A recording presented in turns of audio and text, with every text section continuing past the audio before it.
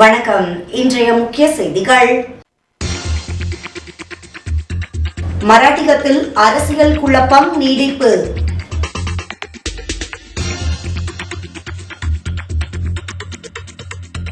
டெல்லி, பஞ்சாப், உத்தரப்பிரதேசம் உள்பட 6 மாநிலங்களில் இன்று இடைத்தேர்தல். மராட்டிய மாநில அரசை கவிழ்ப்பதில் பாரதிய ஜனதா கட்சி மும்முரம் காட்டுவதாக திரிணாமுல் காங்கிரஸ் குற்றச்சாட்டு. குடியரசுத் தலைவர் தேர்தல். திரௌபதி முர்மு நாளை வேட்புமனு தாக்கல். இந்தியாவில் கொரோனா பாதிப்பு அதிகரிப்பதும் சற்று குறைவதுமாக உள்ளது. இந்நிலையில் இன்று காலை 8 மணி வரையிலான கடந்த 24 மணி நேரத்தில் புதிதாக 13,313 பேருக்கு தொற்று உறுதி செய்யப்பட்டுள்ளதாக மத்திய சுகாதாரத்துறை தெரிவித்துள்ளது. நேற்று பாதிப்பு 12,249 இருந்த நிலையில் இன்று சற்று அதிகரித்துள்ளது. கேரளாவில் நீண்ட நாட்களுக்கு பிறகு ஒரு நாள் பாதிப்பு 4,000 தாண்டியுள்ளது.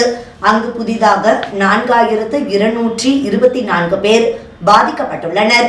மராட்டியத்தில் 3,260 பேரும், டெல்லியில் 928 பேரும், தமிழ்நாட்டில் 771 பேரும், உத்தரப்பிரதேசத்தில் 678 பேரும், கர்நாடகாவில் 676 பேரும், ஹரியானாவில் 527 பேரும், தெலுங்கானாவில் 434 பேரும், குஜராத்தில் 407 பேரும், மேற்கு வங்கத்தில் 295 பேருக்கும் புதிதாக தொற்று கண்டறியப்பட்டது.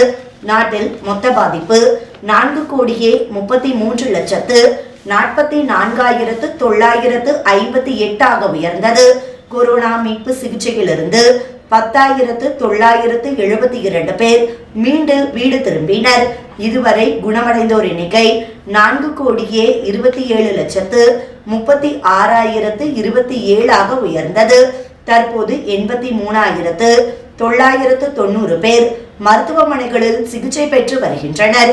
இது நேற்றை விட 2,303 அதிகமாகும். தொற்று பாதிப்பால் கேரளாவில் திருத்தப்பட்ட பட்டியலில் சேர்க்கப்பட்ட 20 மரணங்கள் மற்றும் நேற்று உத்தரப்பிரதேசத்தில் 4 பேர், டெல்லி, மகாராஷ்டிரத்தில் தலா 3 பேர், மேற்கு வங்கம், பஞ்சாபில் தலா 2 பேர், ஹரியானா, ஜம்மு காஷ்மீர், ஹிமாச்சல பிரதேசம், மிசோரத்தில் தலா 1 என மேலும் 38 பேர் இறந்துள்ளனர். கொரோனாவின் அடுத்தடுத்த அலைகள் தொடர்ந்து உருவாகி கொண்டே இருக்கின்றன. தற்போது குழந்தைகள் முதல் பெரியவர்கள் வரை பெரும்பாலானோருக்கு தடுப்பூசிகள் செலுத்தப்பட்டு வரும் நிலையில் தொற்றின் வீரியம் குறைவாக உள்ளது. அதே நேரம் கொரோனா உருமாறி புதிய வகைகளில் பரவிக்கொண்டே தான் இருக்கிறது. இந்நிலையில் கொரோனாவால் பாதிக்கப்பட்ட 14 வயதுக்குட்பட்ட குழந்தைகளுக்கு தொற்றின் அறிகுறிகள் 2 மாதங்களுக்கும் மேலாக நீடித்து இருப்பது ஆய்வில் தெரிய வந்துள்ளதாக Lancet child and adolescent health இதழ் செய்தி வெளியிட்டுள்ளது. இந்த ஆய்வு டென்மார்க்கில் உள்ள குழந்தைகளிடம் நடத்தப்பட்டுள்ளது. இந்த ஆய்வின் கண்டுபிடிப்புகள் முக்கியத்துவம் பெறுகின்றன. அதாவது நீண்ட கால அறிகுறிகள் குழந்தைகளிடையே தொற்று இருப்பதை குறிப்பதாகவும் இது போன்ற பிரச்சனைகளை கண்டறிந்து சிகிச்சை அளிக்க வேண்டிய அவசியத்தை எழுப்புவதாகவும் அதில் கூறப்பட்டுள்ளது. மேலும் தொற்றால் பாதிக்கப்பட்ட அனைத்து வயதினருக்கும் 2 மாதங்கள் அல்லது அதற்கு மேலாக குறைந்தபட்சம் ஒரு அறிகுறி காணப்படுவது ஆய்வின் முடிவில் கண்டறியப்பட்டுள்ளது. தொற்றால் பாதிக்கப்பட்ட 3 வயது வரை உள்ள குழந்தைகளில் 40% பேர் 2 மாதங்களுக்கு மேலாக அறிகுறிகளை அனுபவித்துள்ளனர். 4 முதல் 11 வயதுக்குட்பட்டவர்களில் 38% பேரும், 12 முதல் 14 வயதுக்குட்பட்டவர்களில் 41% பேரும் நீண்ட கால அறிகுறியை அனுபவித்துள்ளனர். மகாராஷ்டிரா மாநிலத்தில் சிவசேனா, தேசியவாத காங்கிரஸ் ஆகிய 3 கட்சிகளை கொண்ட மக்கா விகாஸ் அகாடி கூட்டணியின் ஆட்சி நடைபெற்று வருகிறது. சிவசேனா தலைவர் உத்தவ் தாக்கரே முதலமைச்சராக இருக்கிறார்.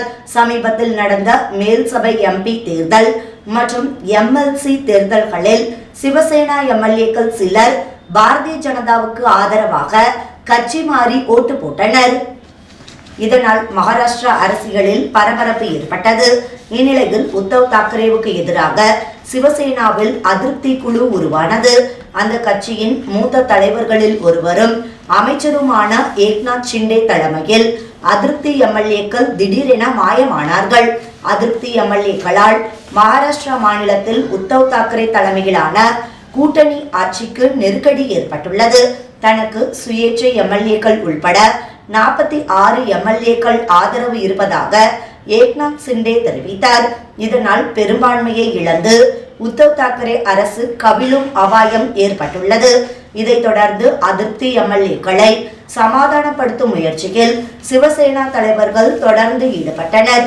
இதில் எந்த பலனும் ஏற்படவில்லை. கூட்டணி அரசை காப்பாற்ற அதிருப்தி குழு தலைவர் ஏக்நாத் ஷிண்டேவுக்கு முதலமைச்சர் பதவியை விட்டுக் கொடுக்க வேண்டும் என்று உத்தவ் தாக்கரேவுக்கு தேசியவாத காங்கிரஸ் தலைவரும் முன்னாள் மத்திய அமைச்சருமான சரத்பவார் யோசனை தெரிவித்தார். இதனை உத்தவ் தாக்கரேவும் ஏற்றுக்கொண்டார். இதைத் தொடர்ந்து அவர் முதலமைச்சர் பதவியை ராஜினாமா செய்ய தயார் என்று அறிவித்தார். இதைத் தொடர்ந்து உத்தவ் தாக்கரே அரசு பங்களாவை காலி செய்தார். பாந்திராவில் உள்ள தனது சொந்த வீட்டுக்கு குடியேறினார். ஆனால் இதை ஏக்நாத் ஷிண்டே நிராகரித்தார். காங்கிரஸ் தேசியவாத காங்கிரஸ் கூட்டணியிலிருந்து சிவசேனா விலக வேண்டும் என்றார். இது தொடர்பாக ஏக்நாத் ஷிண்டே கூறிய போது, மகா விகாஸ் கூட்டணி இயற்கைக்கு மாறானது. அதில் உள்ள காங்கிரஸ் தேசியவாத காங்கிரஸ் கட்சியினர் மட்டும்தான் கூட்டணியில் பலனடைந்துள்ளனர். அந்த கூட்டணியில் இடம்பெற்றுள்ள சிவசேனா கட்சியினர் கடந்த 2.5 ஆண்டுகளாக பெரிதும் பாதிக்கப்பட்டுள்ளனர். மகா விகாஸ் கூட்டணியிலிருந்து சிவசேனா வெளியேற வேண்டும். முதலமைச்சர் பதவியை நான் விரும்பவில்லை. மாநில நலன் கருதி இந்த முடிவை எடுக்க வேண்டியது அவசியமாகும் என்று அவர் கூறினார். 5 மாநிலங்கள் மற்றும் டெல்லியில் உள்ள 3 மக்களவை மற்றும் 7 சட்டமன்ற தொகுதிகளுக்கான இடைத்தேர்தல் இன்று நடைபெற்றது. உத்தரப்பிரதேசத்தில் உள்ள அசம்கர் மற்றும் ராம்பூர் மற்றும் பஞ்சாபில் உள்ள சங்ரூர் ஆகிய 3 மக்களவை தொகுதிகளுக்கு தேர்தல் நடைபெற்றது.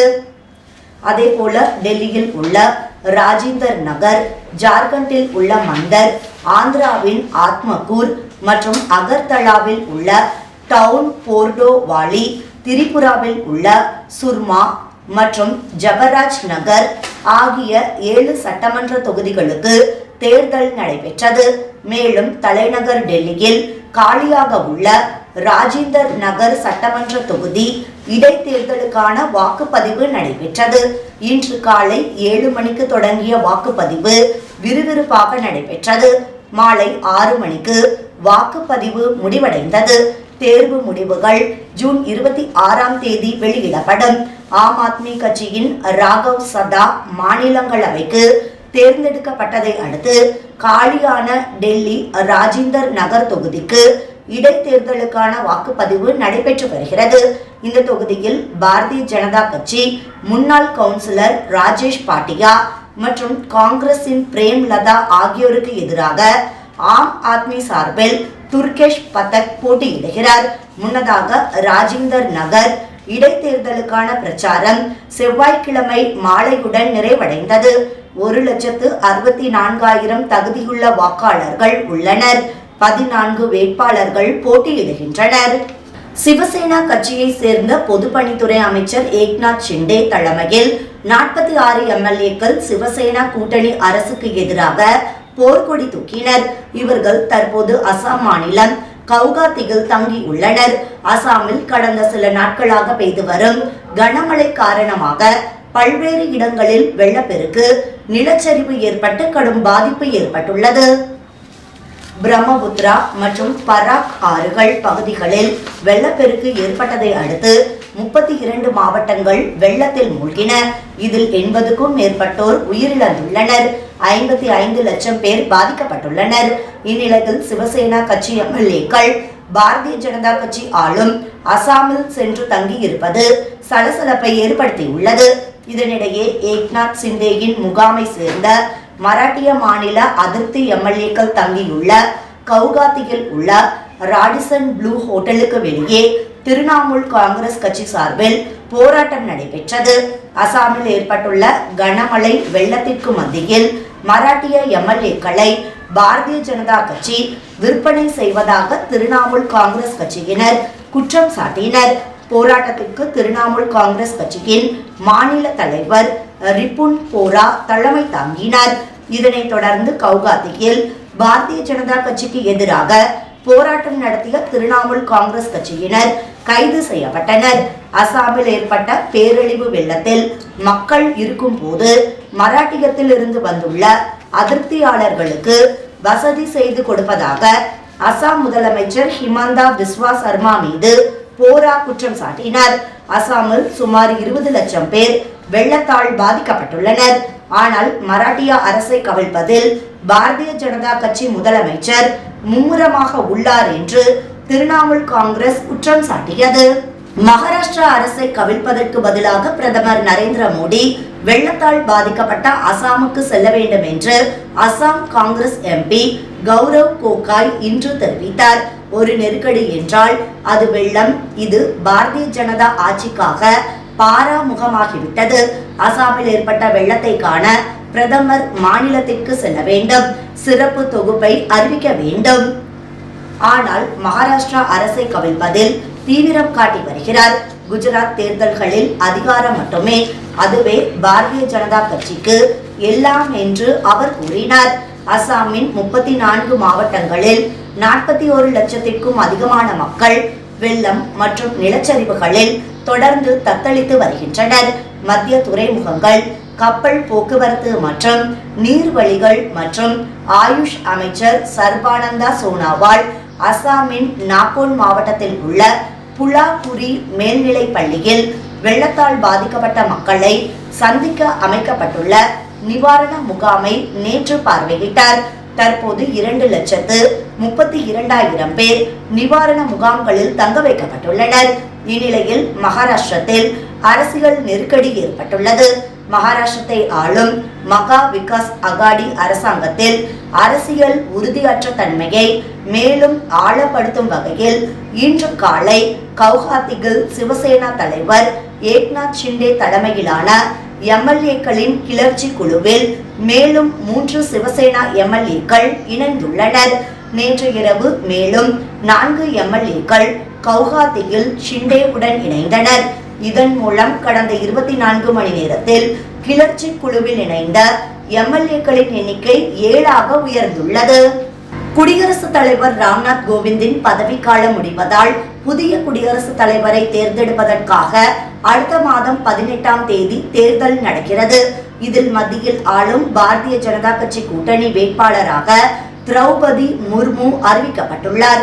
இவர் நாளை நாடாளுமன்ற மாநிலங்களவை செயலகத்தில் வேட்புமனு தாக்கல் செய்வார் என தகவல்கள் வெளியாகியுள்ளன. அப்போது அவருடன் பிரதமர் மோடி, மத்திய அமைச்சர்கள், பல்வேறு மாநிலங்களின் முதலமைச்சர்கள், கூட்டணி கட்சி தலைவர்கள் உடனிருப்பார்கள். குடியரசுத் தலைவர் தேர்தல் வேட்பாளரின் வேட்புமனுவை தலா 50 MP எம்எல்ஏக்கள் முன்மொழியவும் வழிமொழியவும் வேண்டும் என்பது குறிப்பிடத்தக்கது. திரௌபதி முர்முவின் வேட்புமனுவை பிரதமர் மோடி முதலில் முன்மொழிவார் என தெரிய வந்துள்ளது. உத்தரப்பிரதேசத்தில் பொது இடத்தில் வைத்து மனைவியை முத்தமிட்ட அவரது கணவரை ஒரு கும்பல் சரமாரியாக தாக்கியுள்ளது. மனைவியுடன் சரையு நதியில் குளித்துக் கொண்டிருந்த நபர் பொதுவெளியில் மனைவியை முத்தமிட்டதாக தெரிகிறது. இதையடுத்து அங்கிருந்தவர்கள் அவரை தனியே இழுத்து சென்று சரமாரியாக தாக்கினர். இந்த வீடியோ சமூக வலைதளங்களில் வேகமாக பகிரப்பட்டது. தாக்குதல் எப்போது நடைபெற்றது என தெரியாத நிலையில் அது குறித்து காவல்துறையினர் விசாரணை மேற்கொண்டுள்ளனர். உத்தரப்பிரதேச மாநிலம் பிலிபிட்டில் சாலையோர மரத்தின் மீது சரக்கு வாகனம் மோதி விபத்துக்குள்ளானதில் 10 பேர் உயிரிழந்தனர். உத்தரகாண்ட் மாநிலம் ஹரித்வாரில் இருந்து திரும்பிக் கொண்டிருந்த போது இந்த கோர விபத்து நிகழ்ந்துள்ளது. இதில் சரக்கு வாகனத்தில் பயணம் செய்த 17 பேரில் 10 பேர் சம்பவ இடத்திலேயே உயிரிழந்த நிலையில் படுகாயமடைந்த 7 பேரில் 5 பேர் மாவட்ட மருத்துவமனையிலும் 2 பேர் பரேலியில் உள்ள மருத்துவமனையிலும் சிகிச்சைக்காக அனுமதிக்கப்பட்டுள்ளனர். நாலசோப்ராவில் முகவரை துப்பாக்கியால் சுட்டு பணப்பையை கொள்ளையடித்த 3 பேர் கைது.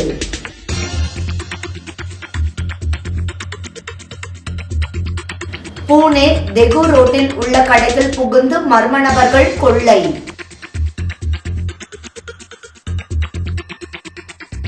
பீட் பகுதியில் கையூட்டு பெற்ற பொதுப்பணித்துறை அதிகாரி மீது வழக்கு பதிவு.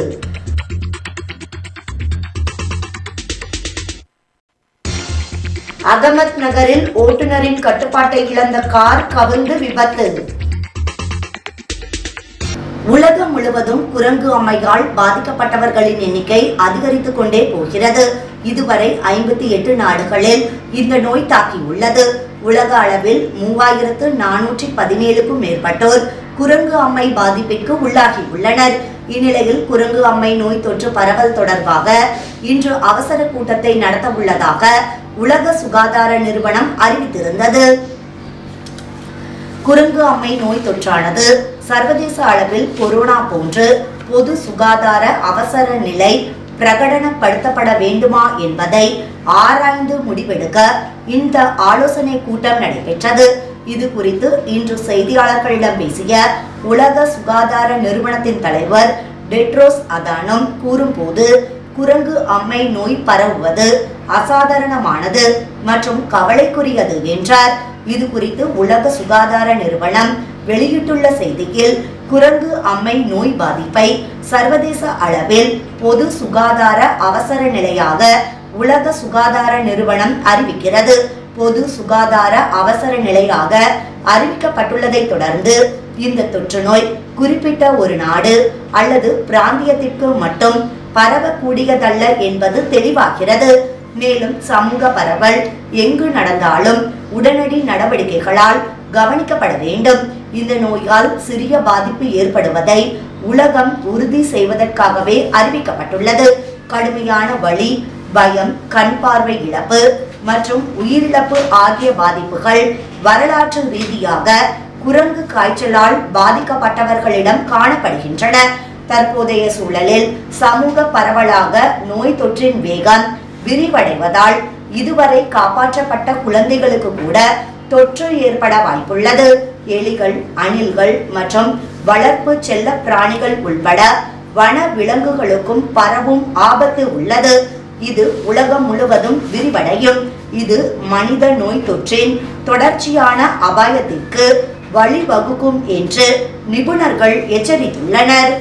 அதிமுக பொதுக்குழு மேடையில் அக்கட்சி நிர்வாகி ஒருவர் பழனிசாமிக்கு பன்னீர் ரோஜாவால் செய்யப்பட்ட மாலையை போட முயன்ற போது அதனை ஏற்காமல் கோபத்தை காட்டினர். அதிமுக பொதுக்குழு கூட்டத்தில் 23 தீர்மானங்களை தவிர புதிய தீர்மானம் நிறைவேற்றக்கூடாது என பன்னீர்செல்வம் தரப்பினர் நீதிமன்றம் சென்ற நிலையில் புதிய தீர்மானம் எதையும் நிறைவேற்றக்கூடாது என தீர்ப்பளிக்கப்பட்டது. இது பழனிசாமிக்கு பின்னடைவாக பார்க்கப்பட்டது. இதனைத் தொடர்ந்து இன்று பொதுக்குழு கூட்டம் துவங்கியது முதல் சற்று டென்ஷனாக காணப்பட்ட பழனிசாமி பன்னீர்செல்வத்தை நேரடியாக கூட வரவேற்காமல் இருக்கையில் அமர்ந்தார். இருவரின் இருக்கைக்கு நடுவே அவைத் தலைவர் தமிழ் மகன் உசேன் அமர்ந்திருந்தார். இருவரும் எம்ஜிஆர், ஜெயலலிதா உருவப்படத்திற்கு மலர் தூவி மரியாதை செலுத்தினர். பின்னர் மேடையில் பழனிசாமி பேசிக் கொண்டிருந்த போது அதிமுக நிர்வாகி ஒருவர் அவருக்கு பன்னீர் ரோஜாக்களால் ஆன மாலையை போட முயன்றார். ஆனால் எடப்பாடி பழனிசாமி அப்போது அந்த நிர்வாகியை பார்த்து சும்மா இரியா என கடுகடுத்தபடி கூறினார். இதனால் அங்கு சிறிது நேரம் சலசலப்பு ஏற்பட்டது. பின்னர் பொதுக்குழு தீர்மானங்கள் அனைத்தும் நிராகரிக்கப்படுவதாக அறிவிக்கப்பட்டது. மேலும் ஒற்றை தலைமை குறித்து அடுத்த பொதுக்குழுவில் தீர்மானம் நிறைவேற்ற உள்ளதாகவும் அறிவிக்கப்பட்டது. அப்போது இருக்கையில் அமர்ந்திருந்த பழனிசாமிக்கு மீண்டும் அதே நிர்வாகி வந்து பன்னீர் ரோஜா மாலையை போட முயன்றார். அப்போதும் கோபத்தை வெளிப்படுத்திய பழனிசாமி பன்னீர் ரோஜா மாலையை ஏற்க மறுத்தார். ஒற்றை தலைமை பொறுப்பு பழனிசாமி பக்கம் வருவது ஏறக்குறைய முடிவாகியுள்ள நிலையில் பழனிசாமி தன் கட்சியினரிடம் இவ்வாறு நடந்து கொண்டது ஒருவித ஏமாற்றத்தை அளிப்பதாக ஒரு தரப்பினர் கருத்து தெரிவித்தனர். நிலநடுக்கத்தில் 1000க்கும் மேற்பட்டோர் பலியான சம்பவத்தில் ஆப்கானிஸ்தானுக்கு உதவிகளை வழங்க இந்தியா உறுதியளித்துள்ளது. நமது அண்டை நாடான ஆப்கானிஸ்தானில் நேற்று பயங்கர நிலநடுக்கம் ஏற்பட்டு சுமார் 1000 பேர் பலியாகினர்.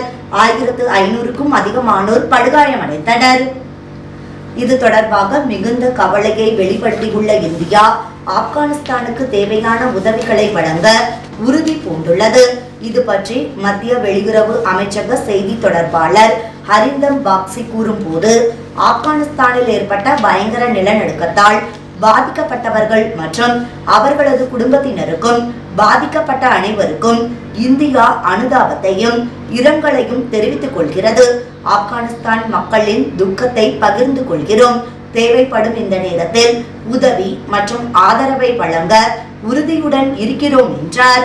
நாலசோப்ராவில் முகவரை துப்பாக்கியால் சுட்டு பணப்பையை பறித்த 3 பேரை காவல்துறையினர் கைது செய்தனர். பால்கர் மாவட்டம் நாலசோப்ரா கிழக்கு சந்தோஷ் பவன் பகுதியை சேர்ந்தவர் அஜய் பிரஜாபதி. இவர் பணம் வசூலிக்கும் முகவராக இருந்து வருகிறார். இவர் நேற்று காலை 9:30 மணி அளவில் தானி பாக் அருகே ஆட்டோவில் வந்து இறங்கினார். அப்போது இருசக்கர வாகனத்தில் வந்த 3 பேரில் ஒருவர் அஜய் பிரஜாபதியை நோக்கி துப்பாக்கியை காட்டி விரட்டினார். மேலும் அவர் வைத்திருந்த பணப்பையை தரும்படி கூறினார். இதனால் அதிர்ச்சி அடைந்த அஜய் பிரஜாபதி பணப்பையுடன் அங்கிருந்து தப்பி ஓடினார். இதனை கண்ட கும்பல் அவரை நோக்கி துப்பாக்கியால் சுட்டனர். இதனால் குண்டு பாய்ந்த அஜய் பிரஜாபதி படுகாயமடைந்து கீழே விழுந்தார். இந்த சந்தர்ப்பத்தை பயன்படுத்திய 3 பேரும் பணப்பையுடன் அங்கிருந்து தப்பி ஓடினர். துப்பாக்கி சுடும் சத்தம் கேட்ட அக்கம் பக்கத்தினர் அப்பகுதிக்கு திரண்டு வந்தனர். படுகாயமடைந்த அஜய் பிரஜாபதியை மீட்டு மருத்துவமனைக்கு அனுப்பி வைத்தனர். அங்கு அவருக்கு தீவிர சிகிச்சை அளிக்கப்பட்டு வருகிறது. தகவல் அறிந்த பெல்கார் காவல்துறையினர் சம்பவ இடத்திற்கு சென்று விசாரணை நடத்தினர். இந்த விசாரணையில் ஆசாமிகளின் அடையாளம் தெரிய வந்ததை தொடர்ந்து அவர்கள் 3 பேரை பிடிக்க தேடி வந்தனர். சம்பவம் நடந்து 12 மணி நேரத்தில் துப்பாக்கியால் சுட்ட ஜாவேத் கான், ரவீந்திரா அங்குஷ், சதாம் கான் ஆகிய 3 பேரை காவல்துறையினர் கைது செய்தனர். மேலும் அவர்களிடமிருந்த துப்பாக்கியை பறிமுதல் செய்தனர். பிடிப்பட்ட 3 பேரை நீதிமன்றத்தில் ஆஜர்படுத்தி காவல்துறை காவலில் எடுத்து விசாரணை நடத்தி வருகின்றனர். வசாய் பகுதியில் காரில் தீ பிடித்த நிலையில் சம்பவ பகுதிக்கு வந்த தீயணைப்பு துறையினர் தீயை அணைத்தனர். வசாய் பகுதியில் சாலையில் சென்ற டாடா மின்சார கார் தீப்பிடித்து விபத்துக்குள்ளானது. டாடா நெக்ஸான் மின்சார கார் தீப்பிடித்ததை தொடர்ந்து சம்பவ பகுதிக்கு வந்த தீயணைப்பு துறையினர் தீயை அணைத்தனர். தீ விபத்தை தொடர்ந்து சாலை போக்குவரத்தில் பாதிப்பு ஏற்பட்டது. தீ விபத்து ஏற்பட்ட நிலையில் அப்பகுதி புகை மண்டலமாக காட்சியளித்தது. விபத்து குறித்து காவல்துறையினர் வழக்கு பதிவு செய்து விசாரணை நடத்தி வருகின்றனர். பூனே தெகு ரோடு பகுதியில் மர்ம நபர்கள் கடைக்குள் புகுந்து கொள்ளையடித்த காட்சிகள் கண்காணிப்பு கேமராவில் பதிவாகி இருந்தது. பூனே தெகு ரோடு பகுதியில் உள்ள கடை ஒன்றில் புகுந்த மர்ம நபர்கள் பணம் கிடைக்காத நிலையில் கடையில் இருந்த சாக்லேட் உள்ளிட்ட பொருட்களை கொள்ளையடித்து சென்றனர். பூனேயில் ஜகத்குரு சந்துகோபாவின் பால்கி ஊர்வலம் நடைபெற்ற நிலையில் காவல்துறையினர் பலர் அங்கு பாதுகாப்பு பணியில் ஈடுபட்டிருந்தனர். இந்நிலையில் அதனை சாதகமாக பயன்படுத்தி மர்ம நபர்கள் கடையில் புகுந்து கொள்ளை சம்பவத்தில் ஈடுபட்டனர். இக்காட்சிகள் கடையில் உள்ள கண்காணிப்பு கேமராவில் பதிவாகி இருந்தது. அவுரங்காபாத்தில் சிவசேனா தலைவர் ஏக்நாத் ஷிண்டேவுக்கு எதிரான ஆர்ப்பாட்டத்தில் கலந்து கொண்ட பெண் மயங்கி விழுந்ததால் பரபரப்பு ஏற்பட்டது. மகாராஷ்டிரா மாநிலத்தில் சிவசேனா அமைச்சர் ஏக்நாத் ஷிண்டே தலைமையில் சட்டமன்ற உறுப்பினர்கள் போர்க்கொடி தூக்கிய நிலையில் ஆளும் மகா விகாஸ் அகாடி கூட்டணி அரசுக்கு நெருக்கடி ஏற்பட்டது. இந்நிலையில் அவுரங்காபாத்தில் ஏக்நாத் ஷிண்டேவுக்கு எதிராக சிவசேனா மகளிர் அணியினர் ஆர்ப்பாட்டம் நடத்தினர். பதாகை மற்றும் கட்சி கொடிகளை ஏந்தியபடி கட்சி தொண்டர்கள் ஆர்ப்பாட்டத்தில் ஈடுபட்டனர். ஆர்ப்பாட்டத்தில் கலந்து கொண்ட பெண் தொண்டர் ஒருவர் மயக்கமடைந்த நிலையில் அப்பகுதியில் பரபரப்பு நிலவியது. டோம்பிவிலியில் சிவசேனா தலைவர் ஏக்நாத் ஷிண்டேயின் ஆதரவாளர்கள் ஆதரவு வசனத்துடன் பேனர்கள் வைத்திருந்தனர். மகாராஷ்டிரா மாநிலத்தில் மகா விகாஸ் அகாடி கூட்டணி அரசில் அங்கம் வகித்து வரும் சிவசேனா கட்சி சட்டமன்ற உறுப்பினர்கள் அமைச்சர் ஏக்நாத் ஷிண்டே தலைமையில் அதிருப்தியில் விலகியதை தொடர்ந்து அரசுக்கு நெருக்கடி ஏற்பட்டது. இந்நிலையில் தானா மற்றும் டோம்பிவிலி பகுதியில் அமைச்சர் ஏக்நாத் ஷிண்டேயின் ஆதரவாளர்கள் அவருக்கு ஆதரவு தெரிவித்து பேனர்கள் வைத்துள்ளனர். மேலும் அமைச்சருக்கு ஆதரவு தெரிவித்த கட்சி நிர்வாகிகள் ராஜேஷ் கதம், சாகர், தீபக், முங்கேக்கர் உள்ளிட்டோர் ஏக்நாத் ஷிண்டேயின் பக்கத்தில் உள்ளதாக தெரிவித்தனர். பீட் பகுதியில் 30,000 ரூபாய் கையூட்டு பெற்ற பொதுப்பணித்துறை அதிகாரி கையும் களவுமாக பிடிபட்டார். பீட் மாவட்டம் அம்பாஜோகை பொதுப்பணித்துறையில் பொறியாளராக பணியாற்றி வந்த சஞ்சய்குமார் என்பவர் 30,000 ரூபாய் கையூட்டு பெற்ற நிலையில் கையும் களவுமாக பிடிபட்டார். நிலுவையில் இருந்த பில்லை பாஸ் பண்ணுவதற்காக லஞ்ச பணம் கேட்ட பொறியாளரை லஞ்ச ஒழிப்பு காவல்துறையினர் கைது செய்தனர். அவர் மீது வழக்கு பதிவு செய்த காவல்துறையினர் வழக்கு குறித்து விரிவான விசாரணை நடத்தி வருகின்றனர். பீட் பகுதியில் கரும்பு தொழிலாளர்களின் பாதுகாப்பு குறித்த கேள்வி எழுந்துள்ளது. கரும்பு தொழிலாளியும் அவரது மனைவியும் பணம் கேட்டு துன்புறுத்தப்பட்டனர். கரும்பு தொழிலாளர்களின் பாதுகாப்பு பிரச்சனை மீண்டும் ஒருமுறை முன்னுக்கு வந்துள்ளது. ஜெவ்ராய் தாலுகாவின் போகல்கானில் கரும்பு தொழிலாளி கரும்பு வெட்டும் இடத்திலிருந்து கடத்தி செல்லப்பட்டு அவரது மனைவி விஷம் குடித்த அதிர்ச்சி சம்பவம் நேற்று மாலை 5 மணி அளவில் நடந்துள்ளது. முகாத்தம் கிருஷ்ண பவார் கரும்பு வெட்டியதற்காக சிவாஜி பவாரிடம் 1.5 லட்சம் ரூபாய் கொடுத்த நிலையில் கரும்பு ரத்து செய்தது ஏன் என கரும்பு தொழிலாளியிடம் 2 லட்சம் ரூபாய் கேட்டுள்ளார். அதே நேரத்தில் கூலி தொழிலாளியின் மனைவி சவிதா சிவாஜி பவாருக்கும் சில பெண்கள் விஷம் கொடுத்துள்ளனர். பவார் சிகிச்சைக்காக ஜெவ்ராய் துணை மாவட்ட மருத்துவமனையில் அனுமதிக்கப்பட்டார். இருப்பினும் துணை மாவட்ட மருத்துவமனையில் அறுவை சிகிச்சை நிபுணர் இல்லாததால் மருத்துவர் சோர்டியா அந்த பெண்ணை சிகிச்சைக்காக பீட் மாவட்ட மருத்துவமனைக்கு மாற்றியுள்ளார். அகமத் நகரில் சொகுசு கார் கவிழ்ந்து விபத்துக்குள்ளானதில் அதிர்ஷ்டவசமாக உயிர் சேதம் ஏதும் நிகழவில்லை. அகமது நகரில் ஓட்டுநரின் கட்டுப்பாட்டை இழந்ததால் வேகமாக வந்த ஸ்விஃப்ட் கார் கவிழ்ந்தது. ராகுரியில் மஞ்சரி சாலையில் வேகமாக வந்த கார் கவிழ்ந்தது. அதிர்ஷ்டவசமாக இந்த விபத்தில் உயிர் சேதம் ஏதும் ஏற்படவில்லை. இதனால் பெரும் அசம்பாவிதம் தவிர்க்கப்பட்டுள்ளது. ராகுரி மஞ்சரியில் அர்த் கவுன் என்ற இடத்தில் தேஷ்முக்கின் செங்கல் சூளை அருகே சாலையில் கார் கவிழ்ந்து விபத்துக்குள்ளானது. வாகனத்தை வெளியே இழுக்க கிரேன் வரவழைக்கப்பட்டு கிரேன் உதவியுடன் வாகனம் வெளியே எடுக்கப்பட்டது. இருசக்கர வாகனத்தை காப்பாற்றும் முயற்சியில் ஈடுபட்ட ஓட்டுநரின் கட்டுப்பாட்டை இழந்ததால் வாகனம் கவிழ்ந்ததாக முதல் கட்ட தகவல் மூலம் தெரிய வந்துள்ளது. தூத்துக்குடியில் நீதிமன்றம் எதிரே நடைபெற்ற கொலை எதிரொலியாக ஒரே நாளில் 4 முக்கிய கொலை வழக்குகள் விசாரணைக்கு வருவதால் திருநெல்வேலி மாவட்ட நீதிமன்ற வளாகத்தை சுற்றி துணை ஆணையர் தலைமையில் காவலர்கள் குவிக்கப்பட்டுள்ளனர். திருநெல்வேலி மாவட்ட நீதிமன்றத்தில் நாள்தோறும் கொலை, கொள்ளை, மோசடி போன்ற பல்வேறு வழக்குகள் விசாரணைக்கு வரும். எனவே வழக்கமாக நீதிமன்ற வளாகத்தில் குறிப்பிட்ட எண்ணிக்கையில் காவலர்கள் பாதுகாப்பு பணியில் ஈடுபடுவார்கள். இந்நிலையில் இன்று திடீரென வழக்கத்தை விட அதிக அளவு காவலர்கள் திருநெல்வேலி நீதிமன்றத்தில் குவிக்கப்பட்டதால் அங்கு இன்று காலை முதல் பரபரப்பு நிலவியது.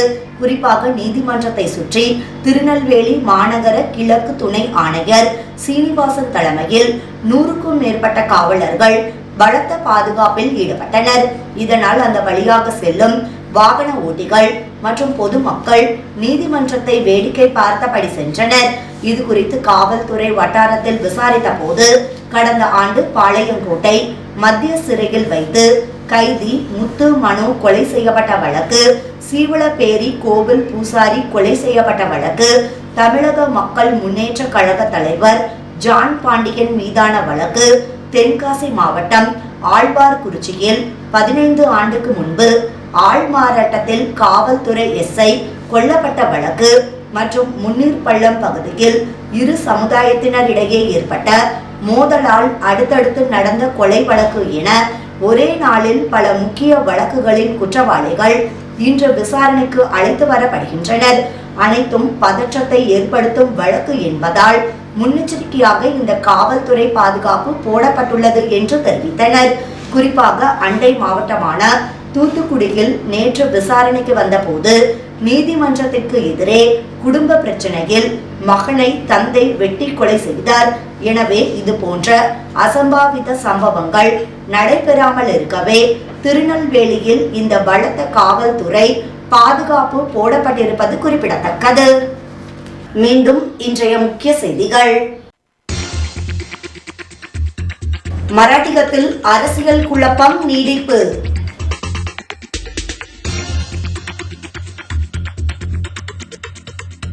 டெல்லி, பஞ்சாப், உத்தரப்பிரதேசம் உள்பட 6 மாநிலங்களில் இன்று இடைத்தேர்தல்.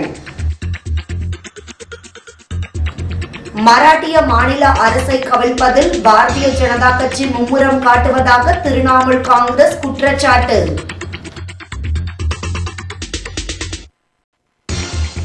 குடியரசுத் தலைவர் தேர்தல். திரௌபதி முர்மு நாளை வேட்புமனு தாக்கல்.